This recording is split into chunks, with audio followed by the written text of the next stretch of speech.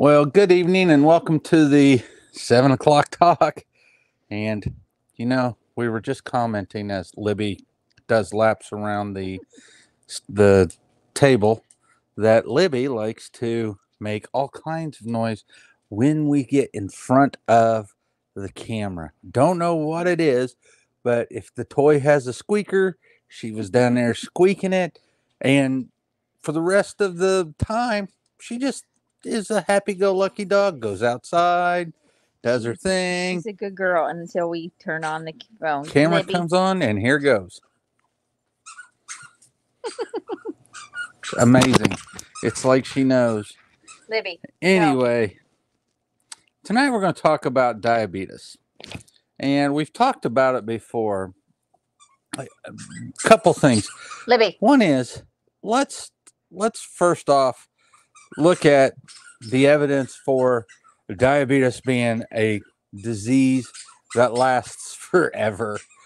And now, what is the quote unquote cure for diabetes? What do they say is the cure for diabetes? What are they doing medically to cure diabetes? Well, bariatric surgery if you're overweight. So bariatric surgery is what they start with.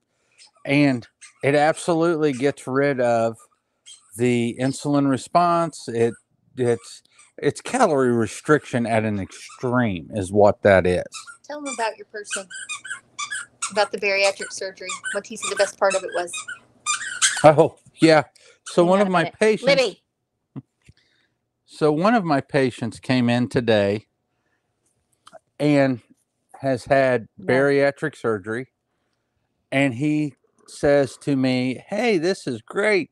He goes, "I've lost 50 some odd pounds. I'm doing great." He goes, "Why didn't I think of this?" And I was like, "What are you talking about?" He goes, "Why didn't I think about meal prep? And why didn't I think about doing these things?"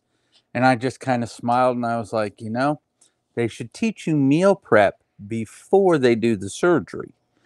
Because if we can keep you whole and not be poking holes in you and throwing lap bands around, maybe we would prevent that. Yeah, and nutrition should always be the first line of defense. Yeah, because if you have diabetes, you have other things as well. Yep, but if you've ever walked into our office, then you have been educated. You may just not have thought you were or didn't want to listen, but you were. So let's talk about blood sugar. And we're having an interesting discussion on Jonathan Isbell's Facebook. He does a Zaza Nutrition, and we're having a very interesting discussion about diabetes, and that's why I'm taking another moment here to talk about it. What do MDs, the hospital, what do they test to look for diabetes? So they check your glucose levels and your A1C. Yes. Glucose and A1C are horrible lag metrics, meaning these things come way after the disease is really entrenched. And so what's the first thing that you should test? What's the first sign that you're headed down the diabetic pathway? What do you mean? Like insulin levels? Yes.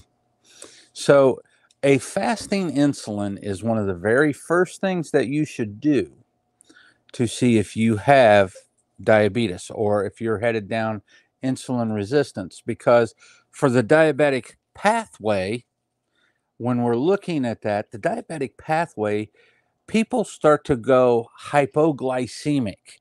They start to have highs and lows. Well, tell them how insulin affects their body, because they're not going to know they're not going to know that their insulin levels are going high. Tell them the signs of which they would notice. Well, the signs that you would notice that your insulin levels are going high. After you eat, you get really tired. You get fatigued 45 minutes to an hour after you eat. You have to eat all the time. Other things for women, polycystic ovarian disease. For men, testosterone starts to tank. Inner tube around the belly. Yep. Belly fat. The midline there. The other thing that happens to both men and women, besides energy and hormonal issues, is late in the game, you start to get polyuria, which means you pee a lot, and polydipsia means you're always thirsty. So, these are things. And what Also, is, one well, I want to explain why the blood sugar goes high. So, if my fist is a cell, okay, your insulin tells the body to put sugar into the cell. It activates a GLUT1 transporter, and that opens up and that allows that to go into the cell. But the cell is a container, and it can only hold so much sugar or so much of anything, but sugar is what we're talking about right now. And sooner or later, what happens is all of a sudden insulin can't pack any more sugar into the cell. And when that's going on, all of a sudden that's where you start to see blood sugar go high and stay high. And that's when you're at insulin resistance. And so A1C reads your hemoglobin, and that's a 3-month average essentially. And what happens is the higher that number is the higher that the your blood sugar essentially stays. And that we've seen it change within a couple of weeks. But the thing that happens in people is if you're looking at A1Cs, the best way to figure out what the A1C tells you is to go on the internet and look up estimated average glucose. So you want to take your A1C and convert it to an estimated average glucose or daily glucose. And what that allows you to start to see is how high, what is the average that my blood sugar runs during the day? And I will tell you straight up, people should, if you're fasting, your blood sugar should be between 75 and 85 optimally. That's perfect. You definitely want it below 100. Okay? That's just to start with. Your metric for your insulin is if you're taking a fasting insulin, not A1C, not blood sugar. Everybody confuses that. When you do your blood and they do a serum insulin, that should be between 3 and 4 and definitely lower than 6. If you're getting above 6, you're going to start to have problems. And so if you see these things, if you measure that metric first and you get that metric under control, then you can prevent diabetes from getting to the point that your blood sugar stays high. And it's super easy to control insulin. Now, you were going to say something before I go into the controlling insulin. Well, another thing that like you can easily tell is a lot of times people think they have they have dirt on their neck, or their spouse or their children or their significant other or whoever, and they're always wanting to scrub it off. That actually isn't dirt. That's actually a discoloration from high insulin levels. And then they might also get skin tags around their eyes. Skin tags are a sign of high insulin. Under their arms. So that blackness or darkness is called acanthosis nigrans.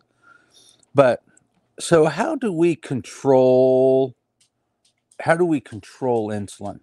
So let's look at each of the 5 pillars of health and figure out how they control blood sugar and insulin. See, insulin is released in relationship to blood sugar. Okay? If your blood sugar starts to go up, the body doesn't want that running around, and it wants to release insulin to push it into the cell. So sleep, number 1. If you're getting between 7 to 8 hours of sleep, meaning you go to bed, you go to sleep, you wake up refreshed without an alarm, and you're ready to go the next day, excuse me, then that's resensitizes your cells to insulin 3-fold. And that's on par with metformin. So just getting good night's sleep resensitizes your cells to insulin 3-fold. And do an experiment.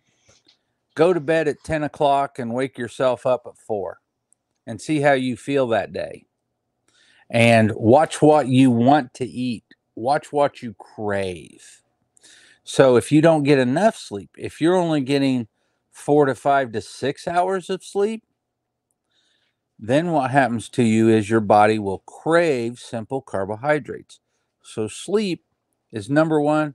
It's easy. Any other ideas on that?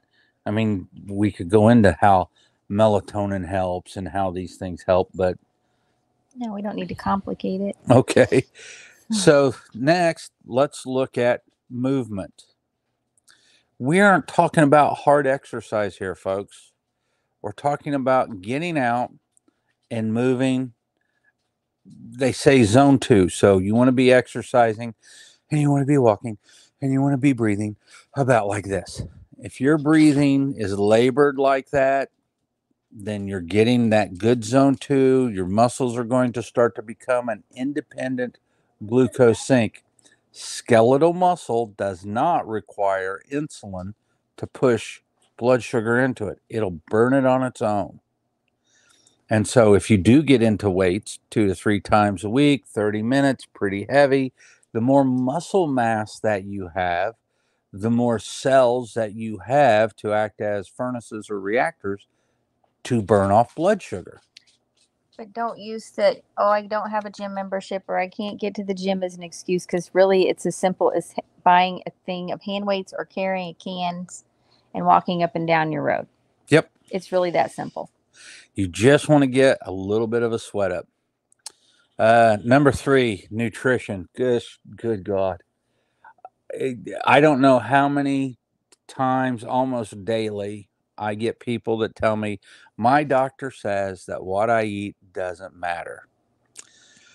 If that's the truth, my only question is, why do doctors give you oral medications? Why do you take most of your pills via your mouth?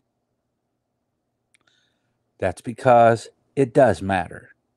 It matters what you eat. A couple things, and we've harped on this a lot. Read labels.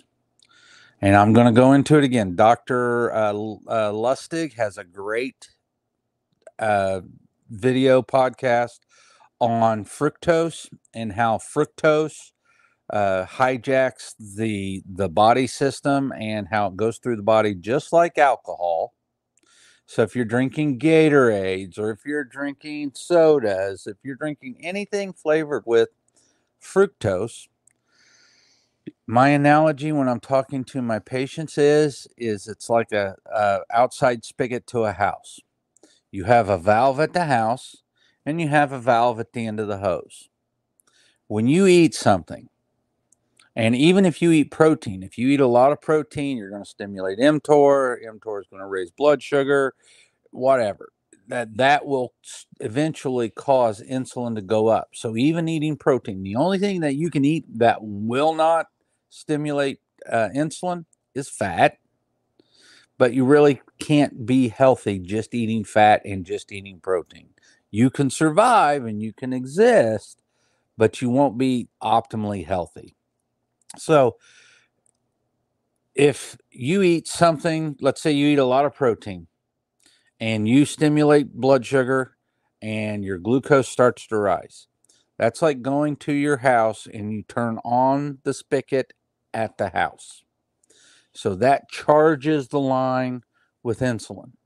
You have limiters on the pancreatic cells that don't just open up and flood the system with insulin, unless you've had fructose. Fructose is like walking to the end of the hose and taking that valve and just pulling it off. So you have unfettered insulin flowing. So that is why now fiber helps you bind the sugar going into the bloodstream so you don't get a big spike. That's why you can eat an apple or you can eat an orange or you can eat a banana and it's not as bad as if you just drink orange juice or apple juice or apple banana or whatever, because that fructose at that point in time just really gets absorbed sublingually. It gets absorbed going down the digestive tract. It gets absorbed everywhere. Fiber slows that release. And you can do things like, if you're going to go on a ketogenic diet, only do it for a couple weeks, because you change the microbiome. And don't think that eating artificial sweeteners is a free pass, because the studies on how that affects the microbiome and causes diabetes is in the literature now. And it's also a neurotransmitter disruptor. It's neurotoxic. Neurotoxin. Yeah. So there's a lot to that. I mean, we live this. We drink water. We drink some coffee. We drink some tea. That's about it. If I want to unsweet tea. If I want to get fancy, I will make water, and I will cut up cucumbers, or I'll cut up some melon, and I'll let that sit in the water just to give it a little flavor. And to a lot of people, that sounds horrible, but that's only because we're so used to our. Here's another thing. So I told you about Dr. Lustig's video.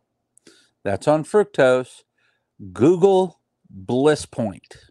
Bliss Point is used with most fake foods, and it's the right amount of salt and the right amount of sugar and the right amount of texture and mouthfeel that it hits your dopamine receptors, and it gets you happy, and you want that dopamine hit. And so they want that because that's what addicts you to foods. We have a question. How long do you need to fast? Well, that depends on your age, your body I think she's type. talking about for an insulin. For an insulin, Just 8 hours. Yeah, 8 hours. Yeah, 8 hours.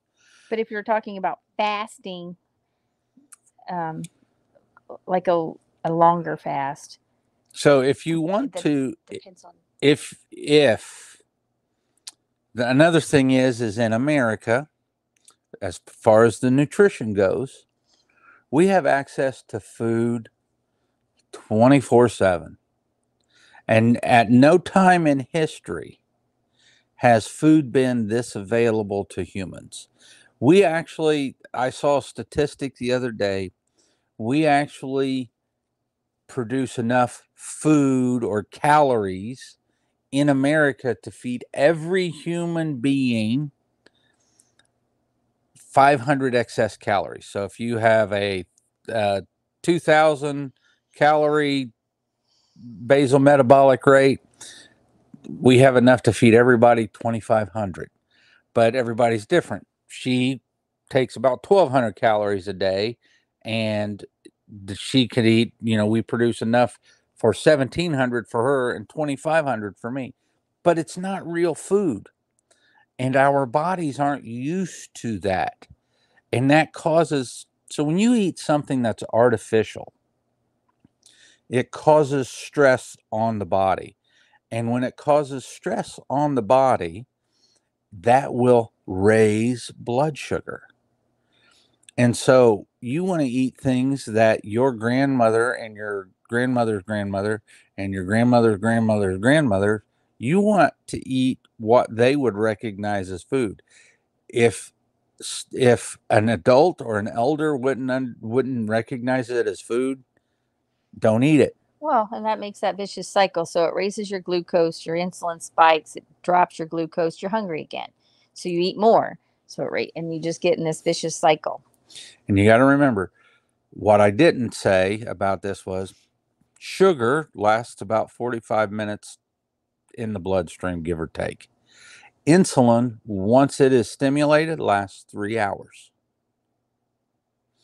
So if you drink your sugar and it hits your bloodstream right away, and it's not held back by fiber, you're going to process that, burn through it, and you're going to produce a lot of insulin because it hits your body in a big wave.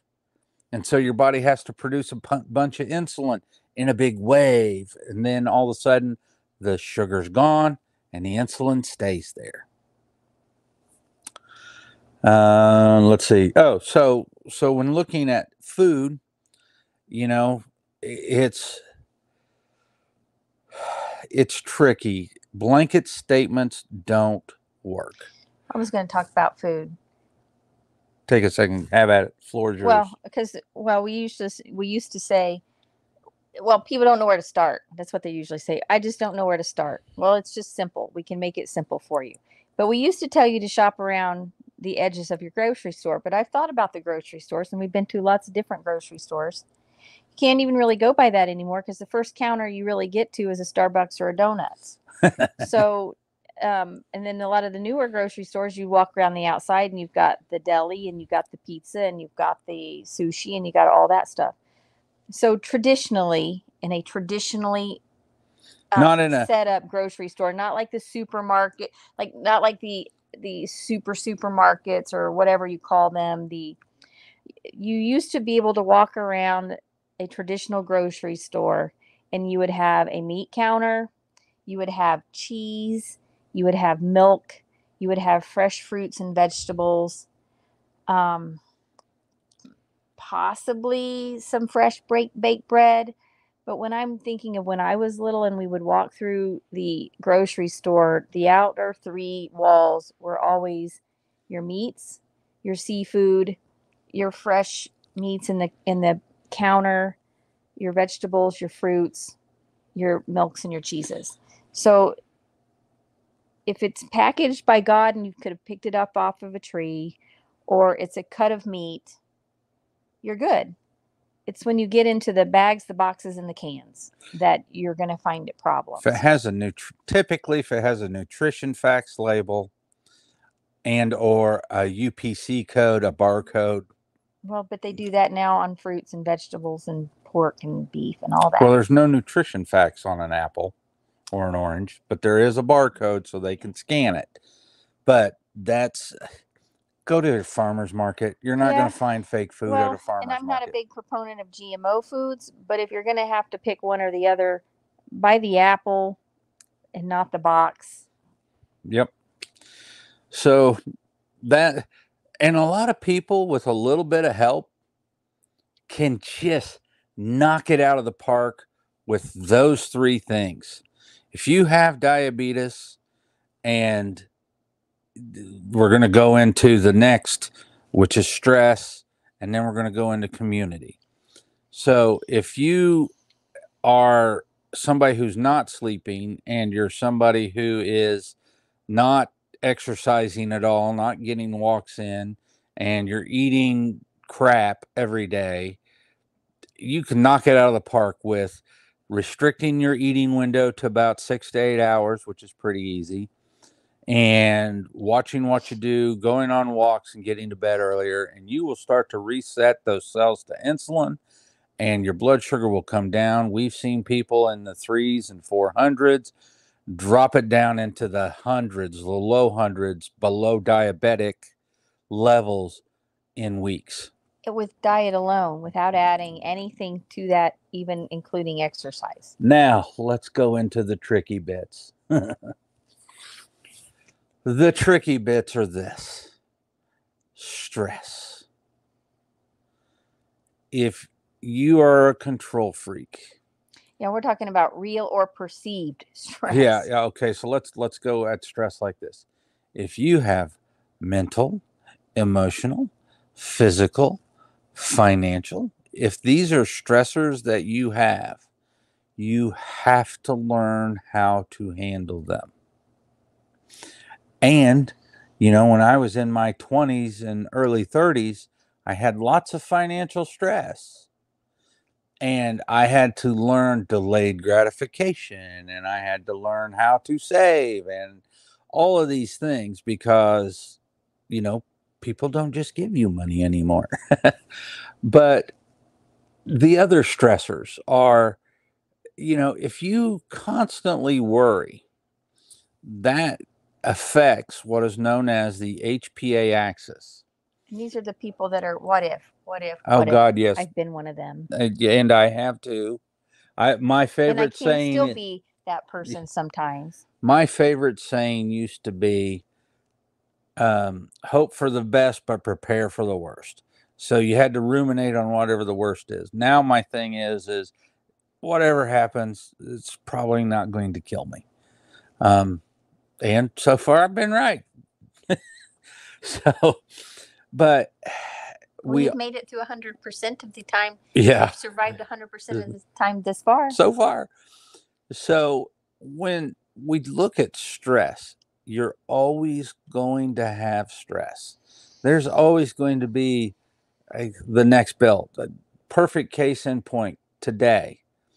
X-ray machine went out. It got fixed. Got the bill for that.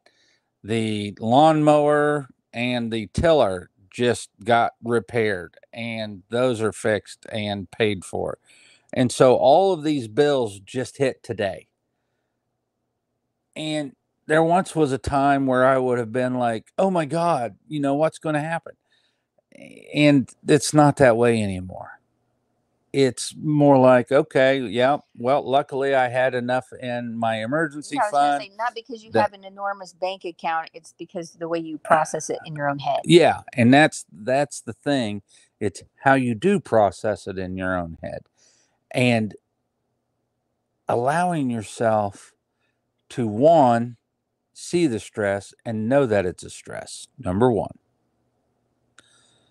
Number two, relaxing afterwards, making a plan and then relaxing. Because do some deep breathing exercises, go do a meditation, go do a rosary, go for a walk, go do something, because action relieves stress. Movement relieves stress. And so you can control that rather than sitting at the table and worrying about it, because it's not going to go away. That's why you got to make a plan, and then you got to start to put the plan in action. And so what stress does to you is when you get excited, it raises blood sugar, because the body itself, the animal portion of you, cannot tell when a danger is real or perceived. It doesn't know. And so it reverts back to its ancient programming, which is, okay, we got to either fight or flee. And so for any of that, it requires more energy. So it will release cortisol, causing you to spike your blood sugar so that you have all this energy in your bloodstream and you can run like a scalded dog for about 45 minutes or so. And then it's supposed to go down, but we never stop. We never have that ability to turn that off. So the blood sugar stays high and we have problems. Let's see something. Whatever you're doing, I just want to wish you all a fabulous day. Yep, thank you. So that's what happens. And stress, if you're having problems with stress, you need to see a counselor, not us. We're not counselors. But you need to, the way I took care of it is I started to look at, I made a list of what I knew my issues were, and I started getting books on those issues to strengthen up what my weaknesses were. And it so may that I not didn't have them. necessarily need to be a counselor, because you could get a health coach or something like that. Not a personal coach, not like but if you get a health coach. Well, like who can Haley. help- Haley helps a lot. Haley Haley digs into that. Haley is awesome. But somebody that can actually help you walk through and process and give you coping skills and I don't even know what you like, routines like meditation or affirmations or. And that's another thing that's great for stress. Routine. That's why I talk about a rosary. A rosary is nothing but a routine. It's about a 15-minute routine where you're going to recite these prayers, and then by the end of it, you're relaxed. So now, One more thing though. Diabetes doesn't have to be long term. It doesn't have to be lifelong.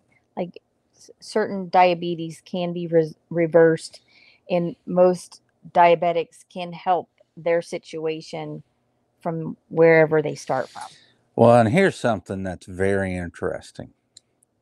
There is a professional bicycling team that runs the Tour de France every year, and they're all type 1 diabetics, and they pretty much all take care of their blood sugar without insulin as type 1 diabetics.